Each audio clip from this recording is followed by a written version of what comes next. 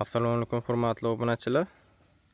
Hozir ko'rib turgan holatlaringiz hamma dehqonlarga tanish. Mana shu joyi buklanib qolishi.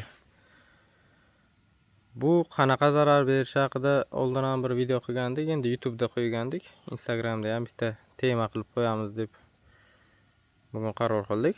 Hurmatli obunachilar, bu hosil katta bo'lishida juda katta to'sqinlik qiladi. Sok o'tishi qiyinlashadi. Har bir ko'rak hajmi kamida 50-60 gram bateriya qiladi. Agar bitta gulxonada o'rtacha hisobda 5 ta ko'rak bo'ladigan bo'lsa, 5 ta ko'rak hajmi 50 gramdan kam bo'lsa 250 gram. 250 gramdan 5 ta yarus bo'ladigan bo'lsa, u yog'ini hisoblab chiqish qiyin emas, katta yo'qotishga sabab bo'ladi. Nima uchun unaqa bo'ladi? Oftob nuri kamlik qilganda, yetishmaganda mana shunaqa bo'lib qoladi yoki biz gullatuvchi stimulyatorlarni haddan ziyod ko'p sepib qo'yganimizda yo oftobli kunlar yaxshi bo'lganda gulxonani ko'proq cho'zib qo'yadi-da. Bu gulxona keyinchalik oftob past bo'lgan payt qish kunlarida asosan bo'ladi. Mana shu joyi pishmaydi. Pishmagandan keyin qat bo'lib sinib qolish holatlari kuzatiladi. Mana oftobli kunlardan tuyib oziqlangandan keyin kistlari baquvvat bo'ladi. Lekin ichkarilarda o'z-o'zidan yorug'lik yetishmasligi babi kuzatiladi. Kistlari uzun lekin biroz nimjonroq bo'ladi desak ham bo'ladi. Mana sinish arafasiga yaqin keladi-da. Shu sababdan bularni bog'lab qo'yishni tavsiya qilamiz. Ip bilan bog'lansa noxush ko'ngilsiz holat bo'lmaydi-da. Mana shu joyi chiroyli sok o'tkazib, ko'raklarni katta qiladi. Hozir video davomida shu bog'lash haqida ma'lumot beramiz. Qachon bog'lash kerak? Hurmatli obunachilar, mana bu qita vaqt o'tdi bog'lashga. Eng yaxshi vaqt mana shu vaqtda bo'ladi. Kichkinaroq, hali bukilmagan holatida ipga olib olinsa, shu bilan o'rganib qoladi.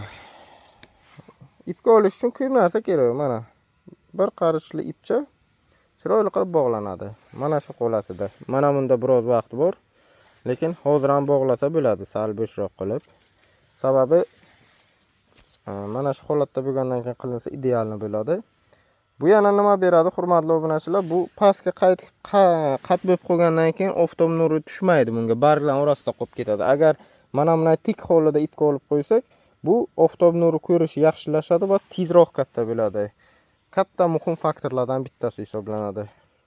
Endi hozir bir qo'limda telefon, bir qo'limda bog'lab ko'rsata olmayman. Shu joyda videoni to'xtatib, ipga olingandan keyin holatni batafsil ko'rsataman hozir. Xo'sh, hurmatli obunachilar, mana bog'lab qo'ydik, chiroyli qilib. Qarang, e'tibor berishingizni so'rayman. Mana birinchi gul qolib, ikkinchi gulni oldidan oldik, sababi kuch to'g'ri taqsimlanishi uchun ikkinchi guldan oldik. Bu yog'i bosilganda ham ko'p ham bosilib qolmaydi. Ipimiz barg orasidan mana bo'sh qilib o'tkazildi. Mana bu hosil osilib o'tirgan ipga hech qanaqa ta'siri yo'q. Mana shu tartibda bog'lab chiqdik. Mana pastdagisini ham biroz ko'tarib bog'ladik, lekin biroz qiynaldi to'g'risi. Bu biroz yosh o'tib qoldi-da. Eng yaxshi vaqt mana shu. Endi osilay deganda shappa bog'lab chiqilsa juda zo'r bo'ladi. Mana bu ham ayni bog'laydigan payt. Endi melchovka ish, lekin eng kerakli bo'lgan agrotexnika hisoblanadi. Biz ko'pincha shu ishga qo'limiz tegmaydi, ishdan ortib olmay qolamiz, lekin aslida qilishni hammaga tavsiya qilamiz, hurmatli obunachilar. Qilingan joylarda effekt bomba bo'ladi-da. Mana bu gullarni hammasini sifatli katta qilib tayyorlashda mana shu agrotexnikaga juda e'tibor berish kerak. Mana shu buklansa bo'ldi. Ko'rak katta bo'lmay qoladi. Keyin stimulyator sepamiz, oziqlantiramiz, baribir foyda qilmay qoladi-da. Eng yaxshi variant mana shu agrotexnika. Bog'lashni hammaga tavsiya qilib qolamiz. Chiroyli sifatli gullarni sifatli mevaga aylantirishga bitta turtki hisoblanadi bu.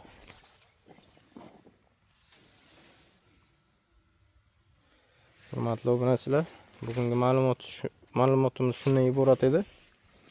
Keyingi videolarda ko'rishguncha. Ma'lumotimiz yoqqan bo'lsa, like bosib qo'yishingizni so'rab qolamiz. Keyingi videolarda ko'rishguncha.